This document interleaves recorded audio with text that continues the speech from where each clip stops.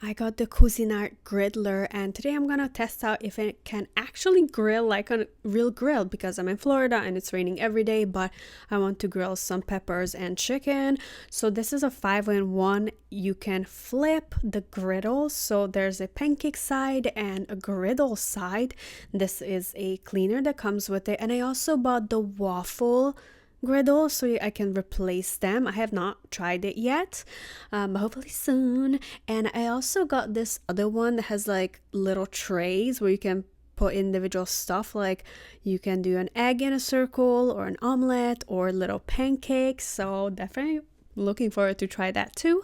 But today we're looking at this and see how well it can grill.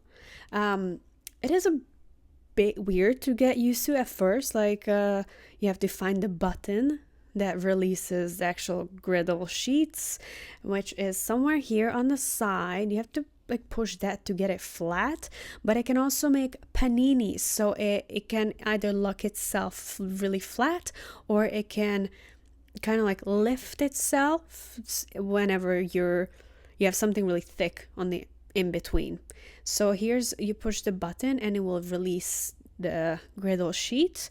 That side was the pancake and this side is the grill part. And back there we also have a little drain, so I'm trying to get this clicked. It's clicked, it's locked in place. Let's see what we have over here. Griddle, temperature, selector, and also a grill panini mode. So yeah, this one I'm just gonna put over here. This one can go low, medium, or high, or you can also adjust the temperature. I'll have to like look into that a little bit more, but this, when you first see it, you will think that you will need to remove this side from the back to empty out the drainage part, but it's actually here on the side hiding underneath. So you just pull it out, the whole thing comes out, and then you can empty it. I'm also going to show you how it's draining once we start cooking. So I laid it flat, it's locked in place, and I'm just going to put a little bit of butter. It's non-stick, but just to be safe. And I like when the flavor of like butter burning a little bit. So I definitely cut too much peppers on this, but it's okay. But on the other side too, and I'm just layering here my marinated chicken, marinated in all kinds of things I have in a pantry: garlic, paprika, cayenne, other herbs, just throwing it all in there, marinating it, and see if it comes out just like on the grill. And it's very slow on the peppers, at least. So definitely not as strong as a grill, but here's the drainage. So anytime you have something fatty or juicy or like chicken that releases a lot of water, like this chicken tights, that's where it's gonna drain.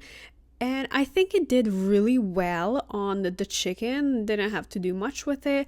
But for the peppers, the inside was just like not touching the surface. So I'm using this Cuisinart press. It's like really, really heavy. It's for smash burgers.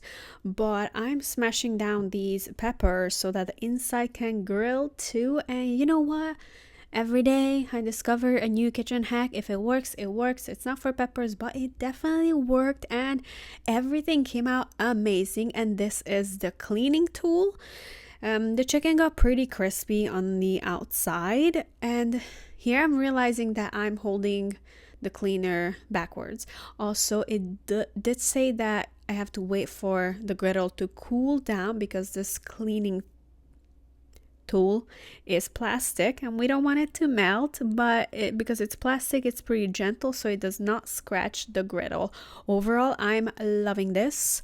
Maybe not the greatest idea for peppers, but eventually it worked out, and I'm very much looking forward to making paninis with it because I love paninis and you can do so much with it. But it's great to have a grill inside the kitchen.